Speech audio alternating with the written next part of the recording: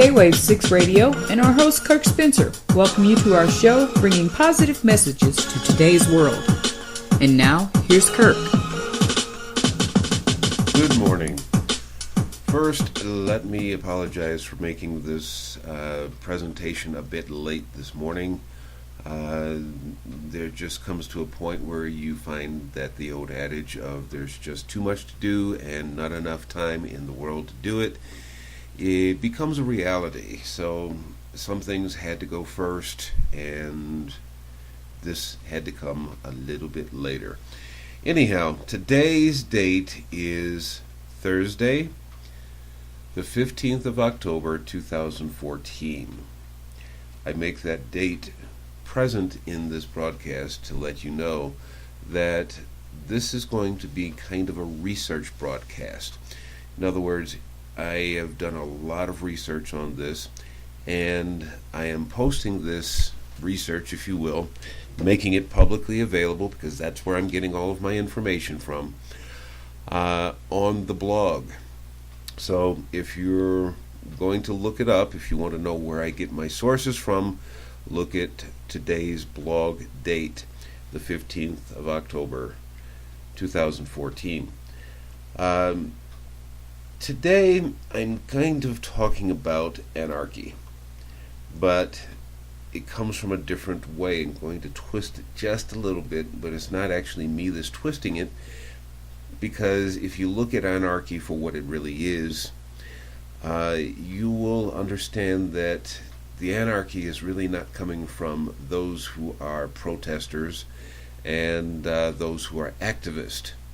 But I'll get into that as we go along. First of all, I do want to say that having grown up as I did, being a social activist isn't anything new. As a matter of fact, I guess in my own way I was an activist when I was younger, and now that I'm getting older and I'm seeing a lot of things that are just not right, I think it's time to actually pick up that banner of activism again. This is not talking about anarchy on my part, but reminding people of, hey, what are your rights? But before we get into that, actually I do want to review some of the things that we're all experiencing. But I'm going to start with what I have planned here. So let's start with the definition of anarchy. There's 5 definitions here and some synonyms. Now, anarchy is a noun. Definition number 1, a state of society without government or law. Number 2, political and social disorder due to the absence of governmental control. Number 3, anarchism, which you can click on that one because I'm going to post this. Number 4, lack of obedience to authority or insubordination. Number 5, confusion and disorder. Intellectual and moral anarchy followed his loss of faith. That's just an example they give. Synonyms are chaos, disruption, turbulence, license, disorganization, and disintegration. Now, if you will, chaos. We have chaos in our societies around the world at this point. We have disruption of peace around the world. There's turbulence everywhere. And the people that are causing it give themselves license to do so. And there is disorganization everywhere that we look. So I am not talking about us being the anarchists, those who are activists. Activists generally are people that are going about trying to say, I want peace in the world, and I have a better idea for peace other than bringing about chaos, order through chaos. And no, see, that's just bringing on more chaos. However, let's get back. In the final minutes of today's show, I have something familiar for you that, especially for those who live in the United States, we're going to review that as well. As I said, I've referenced all of this information in the blog, or at this point I will do it. And let's move on to the next thing. Now, in the news recently, we've been hearing a lot about forfeiture laws. I've been reading and seeing stuff about a guy that was traveling from Chicago to California, was stopped by Nevada police. His father had loaned him, I believe it was, $24,000 that he had in cash in his car. That probably wasn't one of the smarter things to do, but anyway, that's what had happened. Police had stopped him and then asked him how much money he had in the car. Now, the question is, why is that really necessary to ask, especially even if it was only for a traffic stop? Well, their excuse is that you may be buying drugs. But what would substantiate that kind of a question? The police the guy forfeited his $24,000 to the police department, and he can't get it back. He was going to go start a business in California. Now he doesn't have that cash to do it.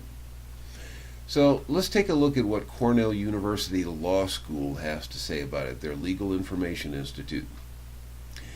I'm not going to read the whole article. That would just take far too long, and it would be boring for you to listen to. So I'm just going to read part of it.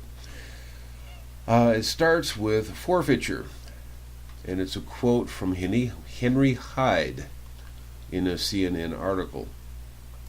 They don't have to convict you. They don't even have to charge you with a crime, but they have your property. The introduction starts this way. Forfeiture, the government seizure of property connected to legal activity, has been a major weapon in the federal government's war on drugs since the mid-'80s. Two recent developments, however, have called attention to the darker side of this practice. A decision by New York City Mayor Rudolph Giuliani to deploy forfeiture against drunk drivers, and a House-approved bill that would, if signed into law, drastically narrow the scope of the federal forfeiture statutes. Forfeiture is a potent deterrent as well as a revenue source on which law enforcement has grown increasingly dependent. However, it brings with it far fewer procedural safeguards than the criminal law. In the words of former President George Bush, asset forfeiture laws allow the government to take the ill-gotten gains of drug kingpins and use them to put more cops on the streets.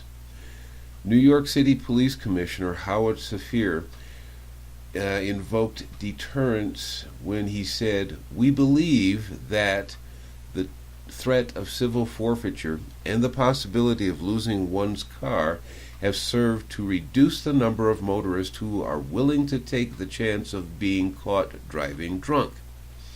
On the other hand, a civil liberties group has filed suit challenging the legality and constitutionality of the New York City program, citing some of the constitutional concerns the House passed, a bill that would drastically curtail the federal operation of the law. Now, you can read further into this one, but those are the first two paragraphs, not including the quote from CNN article, that is talking about forfeiture. Now, let's take a step further, because forfeiture has been used in one case that I've seen, an article that I read, which I don't have here, but I imagine you can find it. There is a suburban family that lost their house because their son had bought heroin, not to sell, at least not through the house, but the whole family lost the house.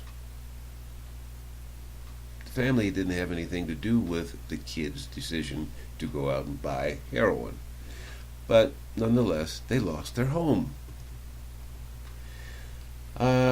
Here's an article from probably a lesser known magazine, but I checked checked on who they are. So it seems to be a reliable source. It's called Zero Hedge. I haven't heard too much about them, but anyway, here's the title of the article. Canada warns its citizens not to take cash to the USA. Civil asset forfeiture allows police to confiscate cash with impunity from suspects of drug crimes. Just suspects. Not anything proven, just a suspect. And the first, well, let's see how far this goes. It's not a long article here. The Canadian government has to warn its citizens not to carry cash to the USA because the USA does not presume innocence but guilt when it comes to money. Over $2.5 billion has been confiscated from Canadians traveling to the USA, funding the police who grab it. If you're bringing cash to the land of the free, you will find that saying really means they are free to seize all your money under the pretense you are engaged in drugs with no evidence or other charges. And stop here at the first two paragraphs. That is something that even Canada is recognizing. So, these are problems, and I know that my motto for the show is your show for all things positive, but we're going to get there. But we're still reviewing what's going on in our world today. So, with that being said, I'm going to take our first break just a little bit early, and we'll be right back with more. So please stay tuned.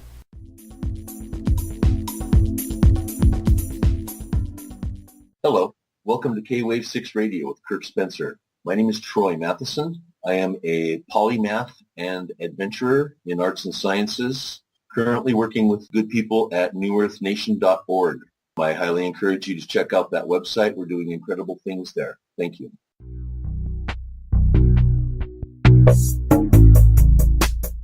Hi, this is Amy Young of JSJ Phone.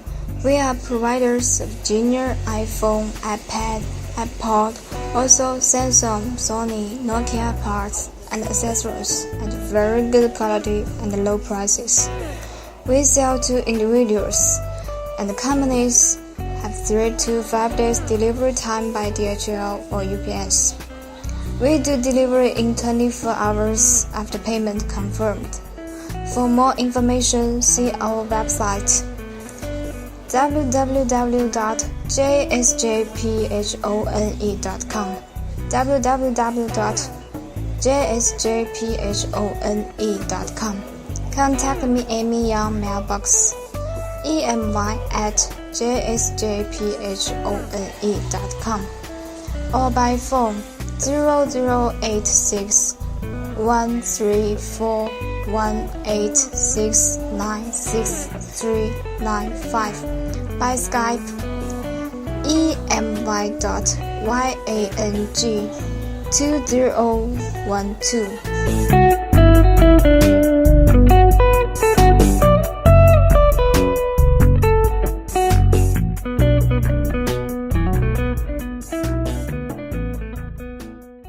Hello, this is Andy Peacher from Freedom Talk Radio. You're listening to Kirk Spencer on K-Wave 6 Radio. And welcome back. We were talking about the forfeiture laws that are going on in the United States at this moment, and how even other countries have said not to get have told their citizens not to take money into the United States. Now, let's move on, because we hear a lot about this, especially in relationships to Ferguson, Missouri.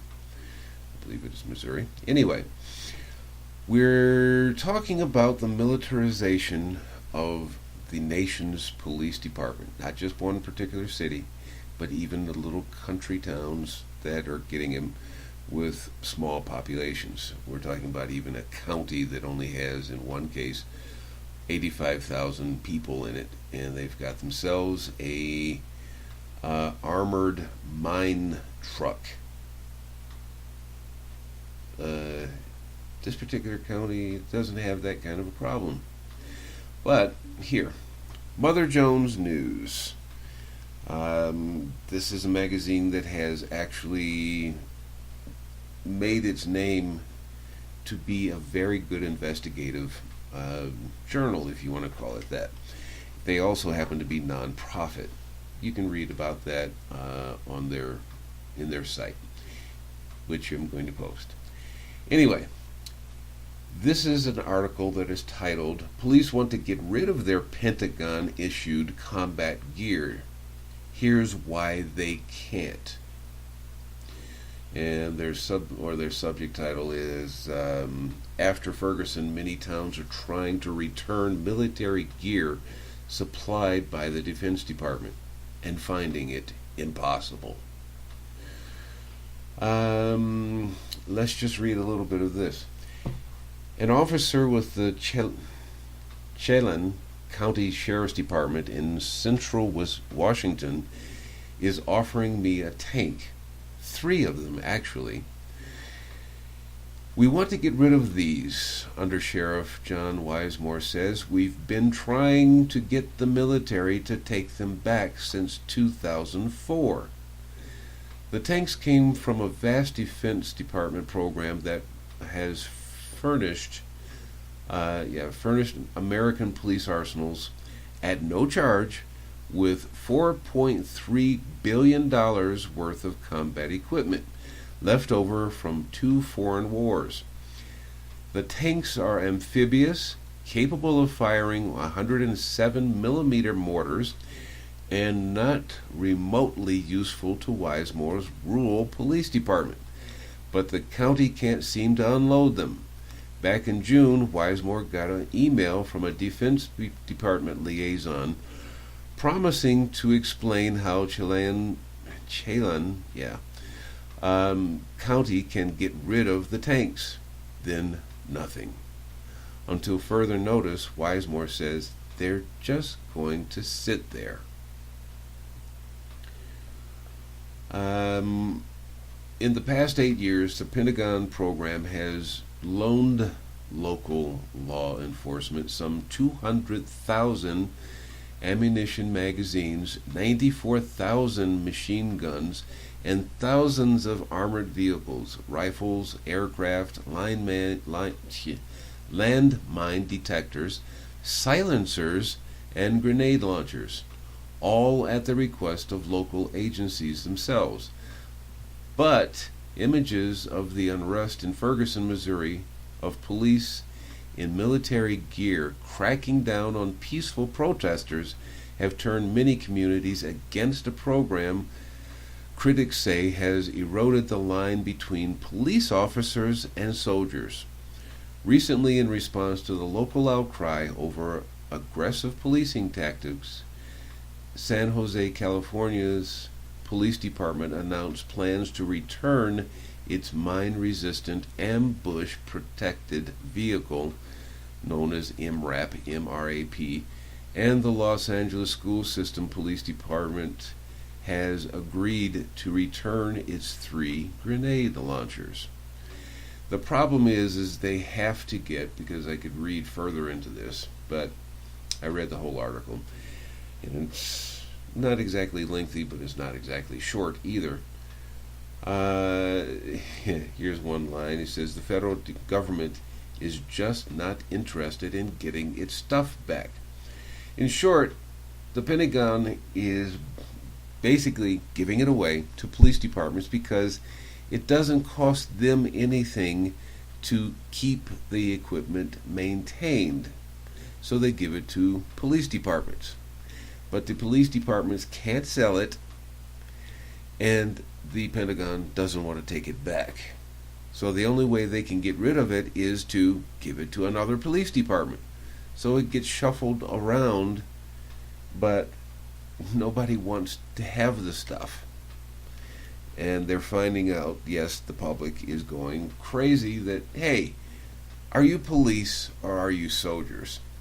And this thing that they had in Boston last year with the explosion during the Boston Marathon, when they were looking for the culprits, it looked like, in the pictures that everybody got a chance to see, it looked more like something you would see in the Middle East right now, since that's where the United States is basically fighting, at least openly so. And they're going door to door, rifles held to their chest and pointing at buildings or people. And this is supposed to be a police department? Really? Just searching for two people, and it looks like it's a war zone. Boston became a war zone just over an explosion in a Boston Marathon. There is investigations and there is overkill. But let's move on. In the Washington Post, Ferguson-style militarization goes on trial in the Senate. Rand Paul, could reverse his name. Militarization of police is crazy out of control. This is just another article that you can find. Missouri Senator McCaskill grills officials on police gear at a hearing. All of this is available on the net, and I will give you links. Alternet is another independent news agency. Their title of theirs is 11 Shocking Facts About America's Militarized Police Forces. I'll just run through their titles here. It harms and sometimes kills innocent people. Well, that sounds like the wars that we have going on in the Middle East. Children are impacted. Yeah, but the wars we're talking about in the Middle East, they're not our children. So if you're going to be or think that way, then okay. There are children, but we're complaining about what some other nation does with somebody else's children when they put them in harm's way. Okay, fine, let's continue. Number 3, the use of SWAT teams is unnecessary, especially when you're just going to issue a warrant or, well, here, let's just read it. In many cases, using militarized teams of police is not needed. The ACLU report notes that the vast majority of cases where SWAT teams are deployed are in situations where a search warrant is being executed to just look for drugs. In other words, it's not even 100% clear whether there are drugs at the place the police are going to. The situations are not why SWAT was created. Indeed. Okay, the war on terror is fueling militarization. I'm not going to get into that one. You can read all of this stuff yourself. Number 5. It's a boon to contractor profits. Okay. The trend towards police militarization has given military contractors another lucrative market where they can shop their products. Okay. Companies like Lockheed Martin, Black Hawk Industries are making big bucks by selling their equipment to agencies flush with Department of Homeland Security grants. Back in the late 1950s, President Dwight Eisenhower gave you a warning about the military-industrial complex. This is about profits. Really not about what's going on in the world. They're just making it more dramatic, so it sounds like it's really needed. Not to mention DARPA. DARPA.gov, I believe it is. You can find out what they're actually building, and it's a big industry to figure out how to kill people. Number 6, border militarization and police militarization go hand in hand. Number 7, police are cracking down on dissent. Maybe a good thing I live out of the country. In 1999, massive protests rocked Seattle during World Trade Organization meeting. The police cracked down hard on the demonstrators using paramilitary tactics. Police fired tear gas at protesters, causing all hell to break loose. Peaceful protesters. People weren't bringing guns and shooting, but the police reacted with tear gas and, well, you know how people are. We are people. What happens when you start getting hit? Some people don't know how to take being hit peacefully, so they start basically rioting. Anyway, number 8, asset forfeitures are funding police militarization. Just talking about that one. So, you don't voluntarily want to support your police department? Great, they'll take it from you. Number 9, dubious informants are used for raids. Let's read a little bit of that. As the New Yorker's Stillman wrote in another piece, informants are the foot soldiers in the government's war on drugs. By some estimates, up to 80% of all drug cases in America involve them. Given SWAT teams' focus on finding drugs, it's no surprise that informants are used to gather information that lead to military-style police raids. That's just the first paragraph in there. There's another paragraph, but I don't want to read everything. Number 10, there's been little debate and oversight. One paragraph, easy to understand. Despite the galloping march towards militarization, there is little public debate or oversight of the trend. The ACLU report notes that there does not appear to be much, if any, local oversight of law enforcement agency receipt of equipment transfers. One of the group's recommendations to change that is for states and local municipalities to enact laws encouraging transparency and oversight of SWAT teams. If you really want to be an activist, be a part of this. Be a part of the oversight committees. See if you can get involved in it. Okay. Number 11, the last. Communities of color bear the brunt. Oh, big surprise there. Ferguson. Anyway, across the country, communities of color are the people most targeted by police practices. In recent years, the abuse of stop and frisk tactics has attracted widespread attention because of the racially discriminatory way it has been applied. Militarized policing has also targeted communities of color, according to the ACLU report. Of all the incidents studied where the number and race of the people impacted were known, 39% were black, 11% were Latino, 20% were white. The majority of raids that targeted blacks and Latinos were related to drugs, another metric exposing how the war on drugs is racist to the core. Okay, that's the alternate. Let's go to a paper called The Hill. Their title of their article is Senators Blast DOD, Department of Defense, Program That Militarized Police. First paragraph, Senators blast the Pentagon on Tuesday for providing police forces with an overabundance of military equipment, which they say laid the groundwork for what unfolded in Ferguson, Missouri last month. Here's a quotation. Tell me what the difference is between an increasingly militarized police force and a standing army. This is coming from Senator Tom Coburn Republican of Oklahoma, said during a hearing before the Senate Homeland Security and Governmental Affairs Committee, the first congressional hearing on the militarization of police. Great article to read.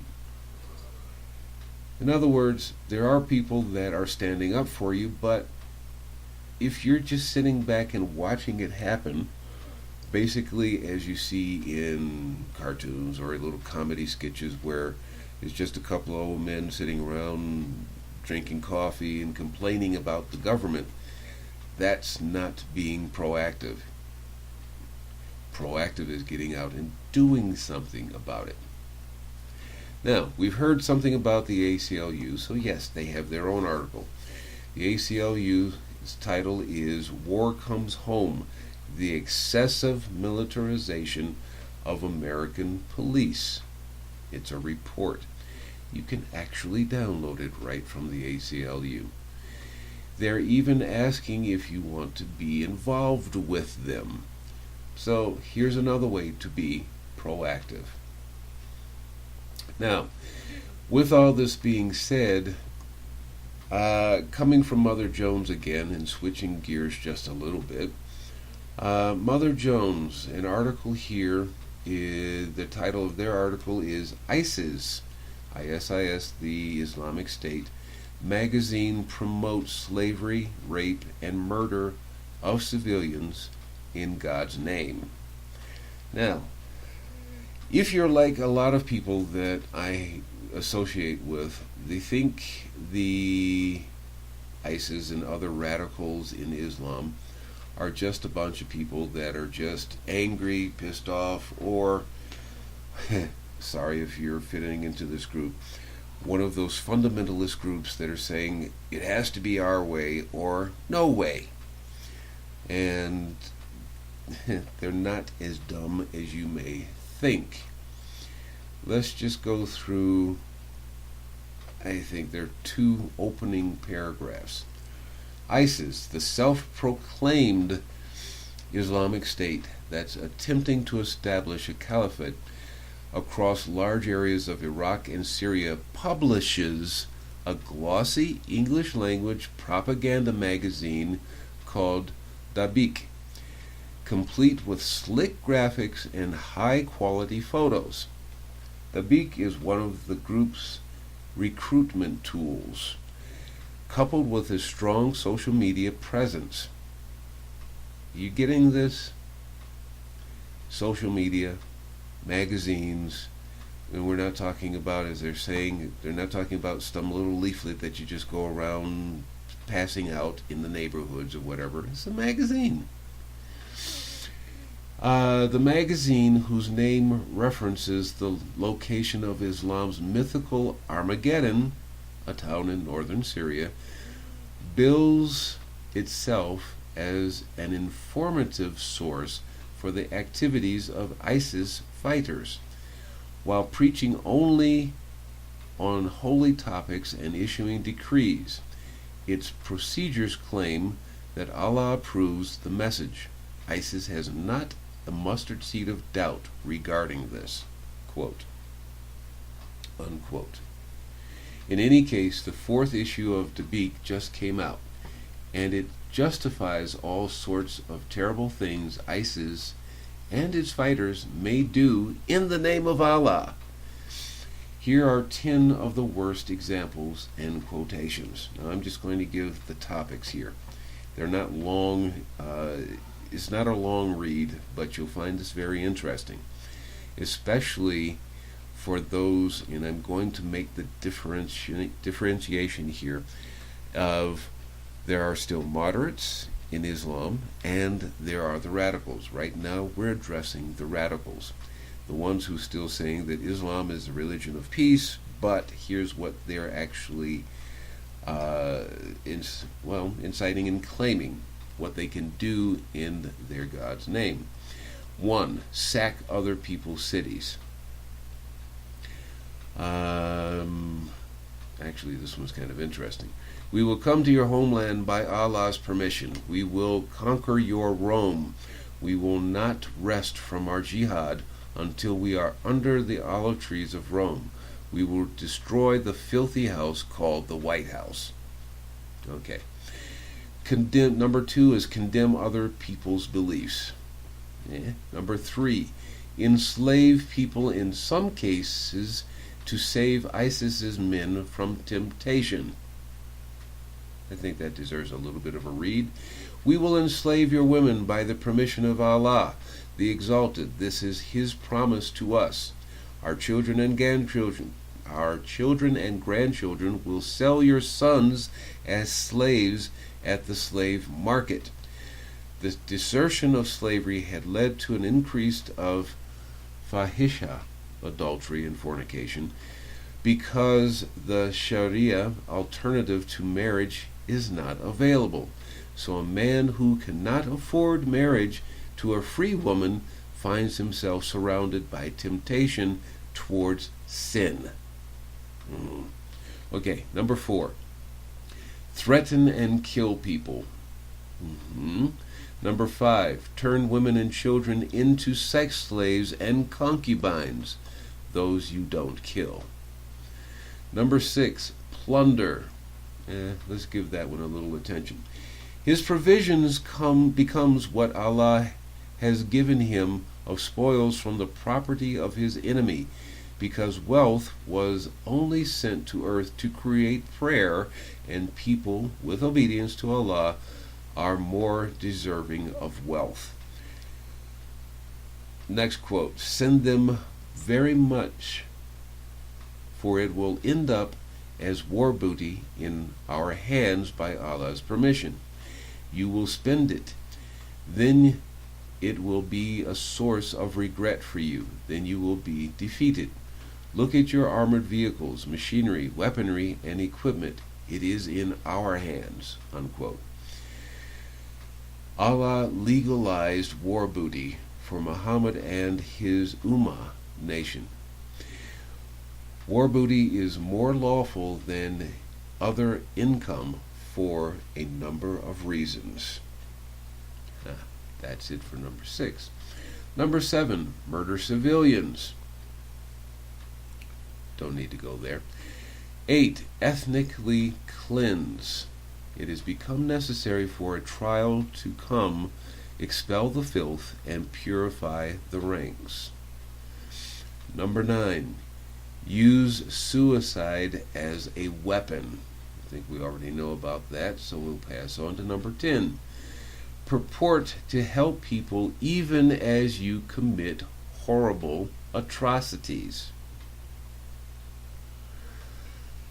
That's your 9 reasons, and this is coming straight from their magazine. Now, as I said, we're talking about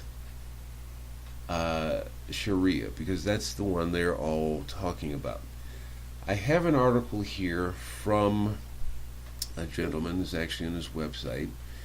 His name is Orville Boyd Jenkins, Doctorate of Education and a PhD. And he will list here for you, he has listed here for you religious groupings in Islam. There's Sunni, there's Sharia, there are Sufi, there is one that I'm really not wanting to try, but I'll spell it Ahmadiyya. And their political systems are Sunni, Sharia, and secular. Secular, which we're calling them moderates. I bring this up because I don't want people to say, because they're Muslim, they're all a problem. But I have asked in previous shows that if there are moderates out there that hear the show, I would love to talk with those people. I know that they're out there. There have been some videos on YouTube and whatnot, and they're standing up and saying, hey, we don't take everything literally. I'm going to actually make the comparison because there are many people in other religions, and I don't want to pick on any one in particular, But there are many people in different religions and different denominations of those religions, because this is what we're talking about with Sharia and Sunni, and this other one I cannot pronounce, and the secular. They have different views on their own text, which gives you all the different denominations anyway. So there are people who prefer to live and let live of all religions, and there are the fanaticals or the radicals who are saying you have to do it my way, you have to do it our way, or okay, they're giving you a choice to do things their way or suffer the consequences, whether it be from their version of what God will punish you or what God is allowing them to do to punish you. So with that being said, let's take our next break, which I seem to have run over time on this one, but that's okay. Anyway, let's take our break and we'll be right back. Please stay tuned.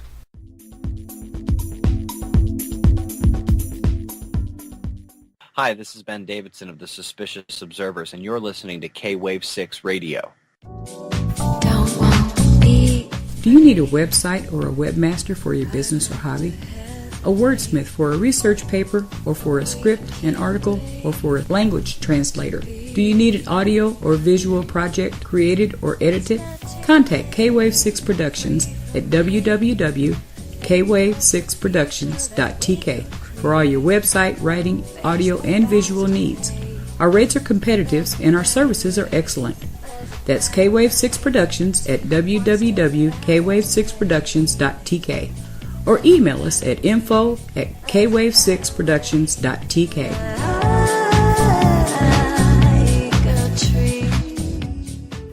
Are you ready to put an end to thinking about how you wish it were and take action? Take this step to find out more by going to coachingbyria.com, and you can receive your free consultation session with Coach Ria. Coach Ria is a certified professional life coach with a passion to help make the difference in the world.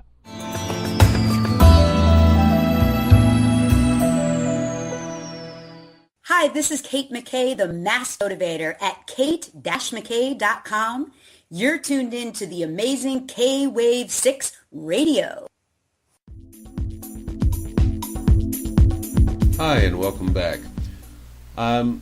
I noticed that the time has been flying by, and I've been giving a lot of attention to what I've been wanting to share with you. So I'm going to try to speed this up just a little bit. Let's get into our next thing. We're talking about how to be proactive and why we should be proactive, instead of just sitting around here talking about the things that we've just got through covering. Let's use an example, two brothers that always hit the news. And that's the only real reason why I'm bringing them up, is because they're always in the news anyway. The Koch brothers. Between the two of these guys, they have a financial wealth that is much more than many states put together. And we know that they also are funding the Republican Party in many different ways. The Washington Post, this is the Huffington Post. Koch brothers exposed, and they're giving several different titles. I'm assuming this is for different articles that they have written on it. So I'll give you some of the titles here, just going from the first page, because I see there are 3 pages of it here. The Koch agenda and the Republican Party. Why won't they answer the question? Bernie Sanders. Koch brothers hold some despotic views, as in 1980. Koch brothers revealed in damning film expose, which incidentally I've seen that on YouTube, so you don't even have to go looking for it. Just look for the Koch brothers documentary. Exposing the Koch brothers and the price we all pay. One of the Koch family-controlled foundations has quietly folded. Anti-Obamacare ads feature Republican activist. This is still all under the Koch brothers. These are just titles of articles. Meet the little-known network pushing ideas for Coke's ALEC. And delivering on Labor Day. We refuse to be silenced. Koch brothers bought America's universities. Now the billionaires want to buy our free press. Can we solve the climate crisis if we don't solve the democracy crisis? Koch brothers, we're victims. That's what they're claiming. Voters, beware. Koch brothers are billion-dollar hypocrites. The Koch brothers must have loved monopoly as kids. That's actually an article. The Koch's double whammy. Charles Koch, Roger Ailes, Ohio University. That's one I'd like to read. The Koch brothers exposed. Top 10 Koch facts. Don't Koch block the debate. Koch's lies and videotape. This thing is going on forever. Basically, the point that I'm going to make with these guys is they have the financial wherewithal to do this. But if you're going to buckle just because you're saying, I don't have that kind of money, and even if I put a group together, we don't have their kind of money to fight. But they've got lawyers. But you have the ability. You, your friends, your group has the ability to be that annoying mosquito when you're trying to sleep at night with the lights off and can't see it. You get enough annoying mosquitoes, you're going to have to get a mosquito net. But that's the next night, because if you don't have one in your house that night, okay, you get the idea. You don't have to be violent to get your point across. You don't have to be violent to tell your government. You don't have to be violent to tell the corporations, such as the Koch brothers and people just like them, to stop telling the government what to do, because we are being proactive. We're letting our voices be heard everywhere. Now, mind you, governments like to infiltrate. So watch who is in your group in being the dissenter of your group. Let's move on to something that's maybe surprising to some people. In the Washington Post, there's an article about a century-old 8th grade exam. Can you pass a 1912 test? They actually made a photocopy of it, and it comes from a county someplace in the United States. I'm not going to give all this information away, but here, the reading and writing test was given by the teacher. Arithmetic, write in words the following: 0.5764, and then they give you a bunch of others. Solve 35. I'm not exactly sure what they're getting into, so I'm going to skip that one. No, it's a print, and I'm not sure exactly. It looks like 35.7 plus 4, 5.8 plus 5.14 minus 59.112. Okay, find the cost at 12.5 cents per square yard of calcining the walls of a room 20 feet long, 16 feet wide, and 9 feet high, deducting one door 8 foot by 4 foot 6 inches and 2 windows 5 feet by 3 feet 6 inches each. That's an 8th grade test in 1912. And it goes on. Okay, let's just do this next one. A man bought a farm for $2,400 and sold it for $2,700. What percent did he gain? This is an 8th grade test in 1912. Huffington Post put out an exam for kids in 2012. And here's the article's title: Talking Pineapple Question on 8th Grade New York State Exam Confuses Everyone. And this is the updated article. The first lines are: New York students, teachers, and parents were utterly bewildered by a question on an 8th grade state reading exam. While most found the question comical and simply nonsensical, with one student even making a pineapple don't have sleeves t-shirt. I'm just going to read the first couple of paragraphs. They're very short, like 2-3 lines, and then the question at the end, because it's a long question. In the olden times, this is the test. In the olden times, animals could speak English just like you and me. There was a lovely enchanted forest that flourished with a bunch of these magical animals. One day, a hare was relaxing by a tree. All of a sudden, he noticed a pineapple sitting near him. The hare being magical and all, told the pineapple, hi. The pineapple could speak English too. Okay, that's the beginning.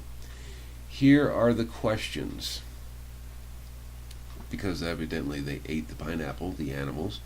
Here are 2 of the questions. There's 2, but they have in subsections, which you'll hear. 1. Why did the animals eat the pineapple? A.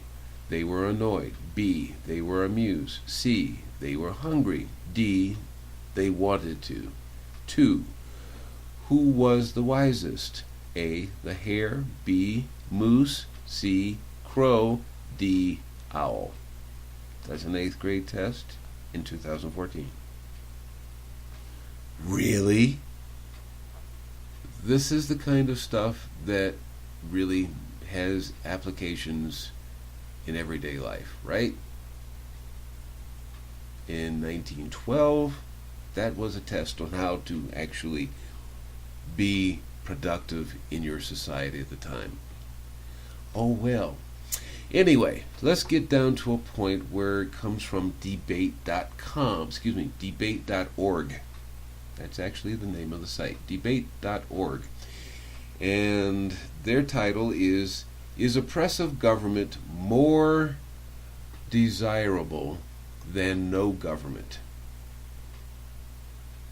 That is the title.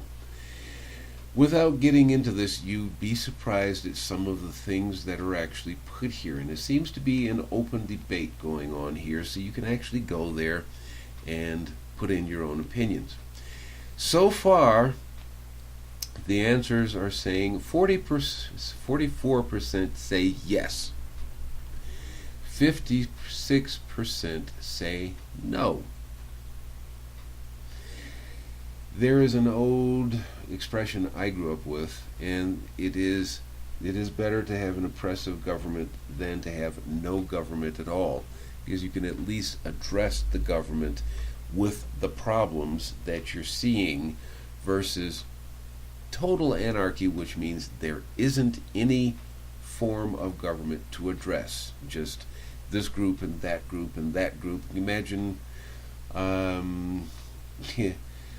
don't know if you've ever seen the TV series called Revolution, I believe it is, where the society of a future time, they lose all of their electrical power because of nanobots that were put into the atmosphere, and they shut down all of electricity. So in other words, there was no such thing as even a flashlight. They just didn't operate.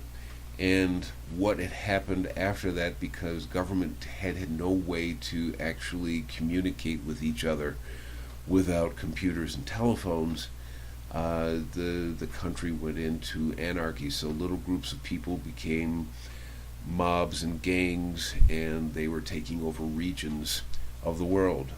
Yeah, literally, but this was based out of the United States. At least that show is. So I think it's still airing. I got bored with it because it got to be too violent for me. Well, that's just my opinion. But anyhow, so that's one that you can look up. I'm not going to get into this one because there is more information here that I want to get into. Now, if you want to get into where did all of this start, I'm going to suggest you go to the post. It'll be in the blog. From Fordham University, the Jesuit University of New York, and read the two posts. There's two articles that I'm going to post. There is actually more. And these are just excerpts. I've read the whole book and found, well, some of the stuff that I really want to talk about in here comes from the whole book. And it talks about how a nation that has defeated another nation, how it should go in and how it should actually take over the nation without killing everybody.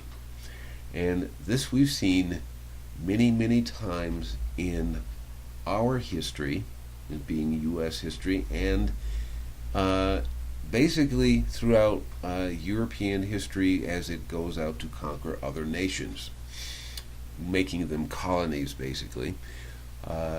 And give you this from Niccolo Machiavelli.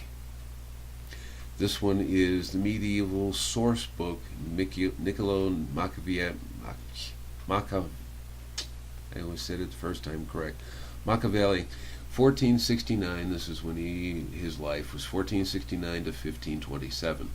The Ancients and Liberty, excerpt from Discourses 2, Part 2.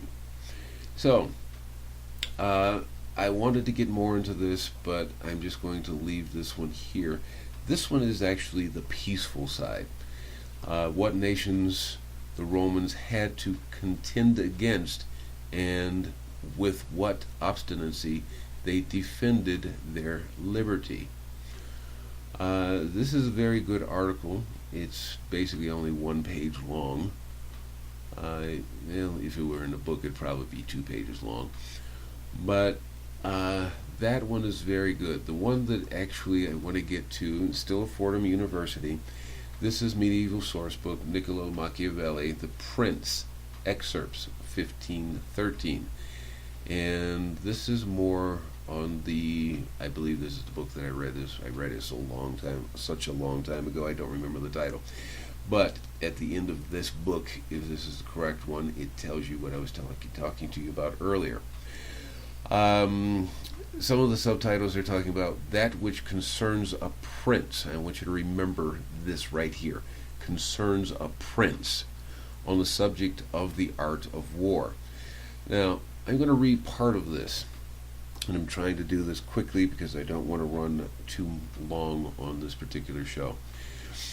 The prince ought to have no other aim or thought, nor select anything else for his study than war and its rules and discipline. For this is the sole art that belongs to him who rules, and it is of such force that it not only upholds those who are born princes, but it often enables men to rise from a private station to that rank. And on the contrary, it is seen that when princes have thought more of ease than of arms, they have lost their states. And the first cause of your losing it is to neglect this art. And what enables you to acquire a state is to be master of the art. Francesco Sforza thought being marshal from a private person became Duke of Milan, and the sons, through avoiding the hardships and troubles of arms, from dukes became private persons. For among other evils which being unarmed brings you, it causes you to be despised, and this is one of those ignominies against which a prince ought to guard himself. as is shown later on. Now, he goes into another subtitle, concerning things for which men and especially princes are blamed. Next subtitle, concerning cruelty and clemency and whether it is better to be loved than feared. This is actually the last one in this excerpt.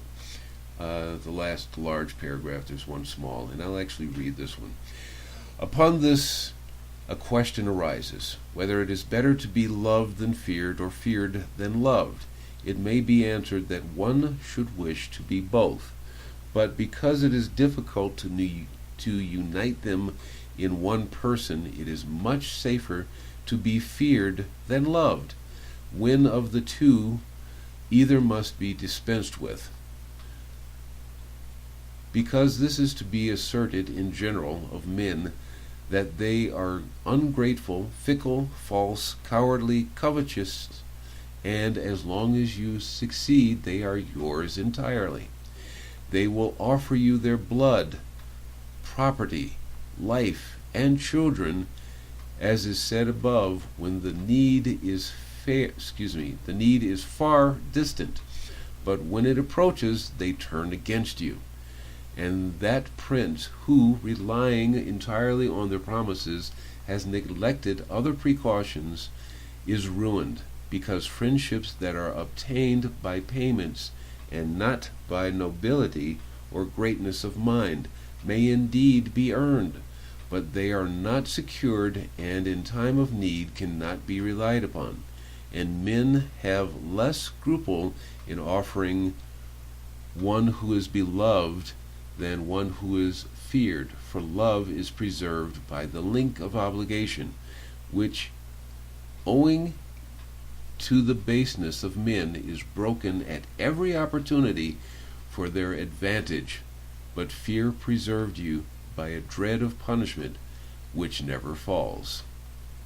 Nevertheless, a prince ought to inspire fear in such a way that if he does not win love, he avoids hatred, because he can endure very well being feared whilst he is not hated, which will always be as long as he abstains from the property of his citizens and subjects and from their women.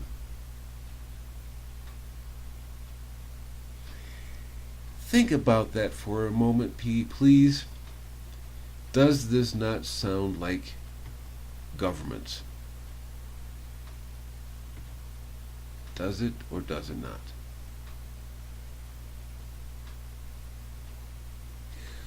Alright, let's move on and let's bring this to a close. There is an article from Indian Country, TotalMediaNetwork.com. Indian Country being Native Americans.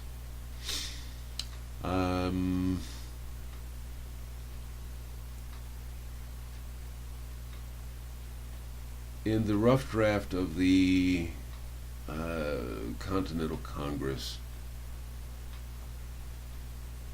and this is going to be coming up to the closing of the show,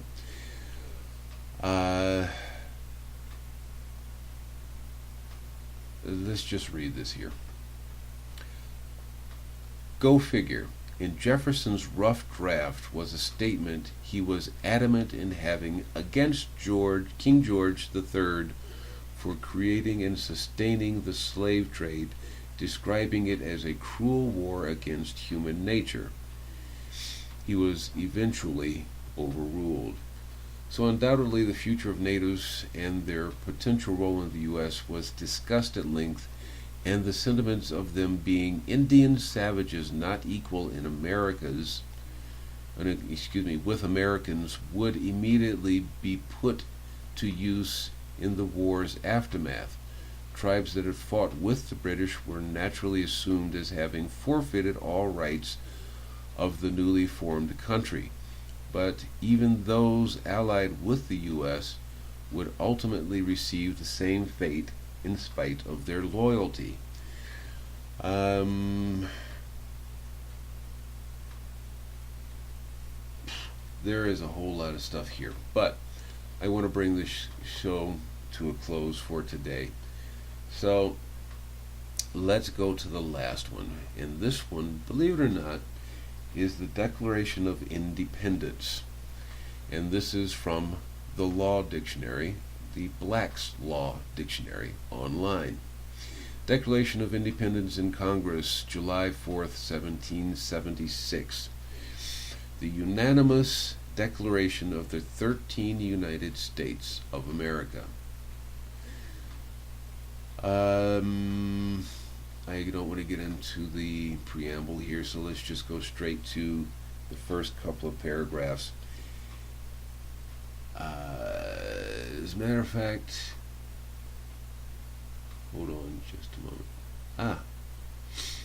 Here we go. Most people know the second paragraph, but I think most people forget the first paragraph. When in the course of human events it becomes necessary for one people to dissolve the political bands which have connected them with another, and to assume among the powers of the earth the separate and equal station to which the laws of nature and of nature's God entitle them, a decent respect to the opinions of mankind requires that they should declare the causes which impel them to the separation. I read that slowly so you could hear every word. Okay? This is what everybody knows. We hold these truths to be self-evident, that all men are created equal, that they are endowed by their Creator with certain unalienable rights, that among these are life, liberty, and the pursuit of happiness. Pursuit of happiness. Okay? That to secure these rights, governments are instituted among men, deriving their just powers from the consent of the governed. Let me repeat that line. To secure these rights, governments are instituted among men, capital M-E-N, deriving their just powers from the consent of the governed.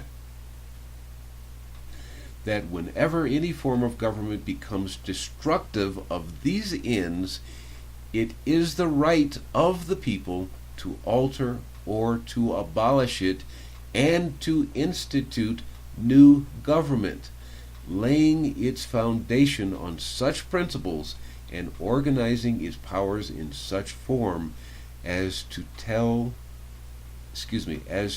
them shall seem most likely to affect their safety and happiness. I encourage you to read the rest of this. For those of you who are not living in the United States, find your own Declaration of Independence if your nation has one. Find your Constitution. Read it. Understand it. If you really want to affect change, it is your right as a human being living on this planet to say enough is enough. But we don't have to, at least we don't have to start with violence. We know that there are government agencies that go around disturbing the peace. They confuse those who want to have a better life, who feel the necessity to say, I need and I want change. There are always going to be the subversives. My suggestion is, if you find someone who's subversive, who wants to make you do things wrong, then just tell those people to leave. There's no need to get violent with them. Just, you're not part of our group. Please go away. If it's your friend, if it's a family member, whatever, you don't know who their ties are with. You don't know. You don't live with these people 24 hours a day, 7 days a week. With cell phones and with portable computers that you can take anywhere, You can go to the restroom and have a conversation with somebody. You can go to your bedroom and have a conversation with somebody on the other side of the world with a cell phone or smartphone, put it that way, with internet access. You don't know who these people are, but find people that are like-minded like you, who are saying, we have a voice, and I'm not afraid to let it be heard. Whether I am saying it verbally or whether I am writing it down, whatever, make your voice heard. This is the positive side of the show. The choice is to let yourself be heard. Let yourself, well, first, for you, study. Know what you can do. Understand what is there, not just by, well, I heard, or this is what I remember from when I was a kid. You've heard me even say this in today's show. I don't remember everything that I've read throughout my lifetime, especially when it came to talking about Machiavelli.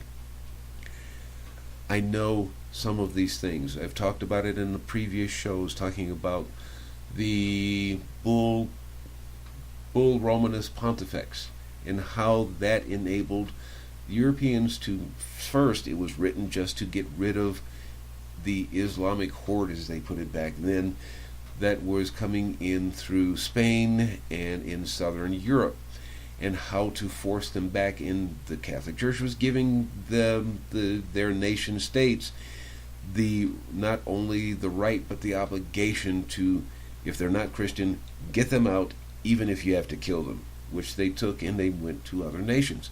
This is things that you should know.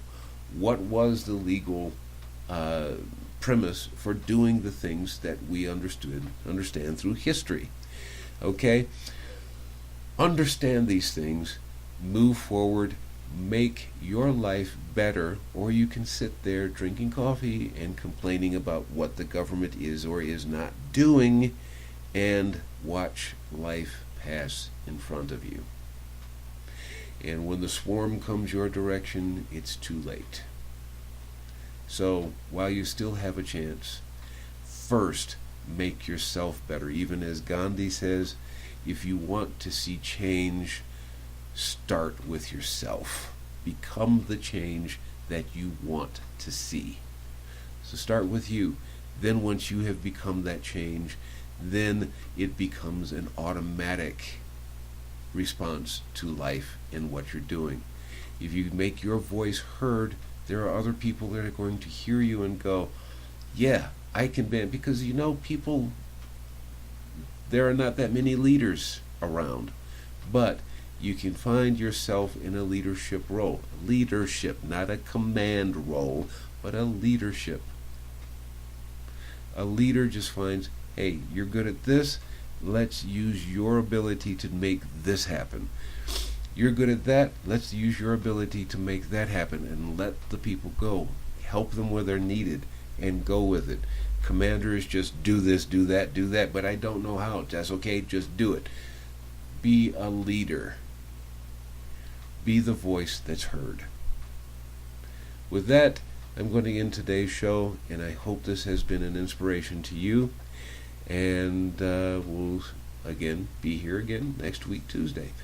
And have yourself a wonderful weekend. Take care and be well. Thank you for being part of our audience. For more information about K-Wave 6 Radio and the services we offer, go to www.kwave6radio.tk. Have a wonderful day.